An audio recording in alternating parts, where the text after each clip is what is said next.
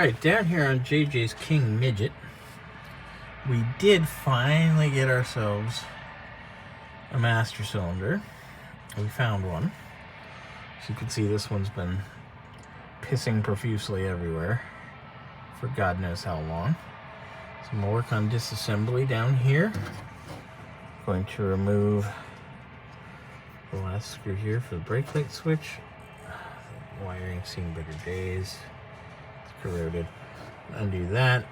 I can take this fitting out. And hopefully this banjo fitting will come out of our way so we don't have to undo every line on the entire thing. And then undo the master. Alright, master's out. Well, I'm going to open the new one. And let's see what we got. It vaguely looks similar. That would be lovely.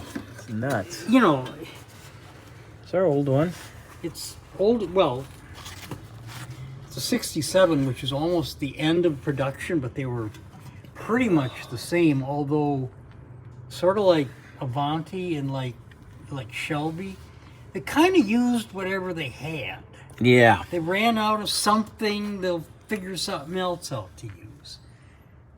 Look at that. Even though ostensibly they're the same.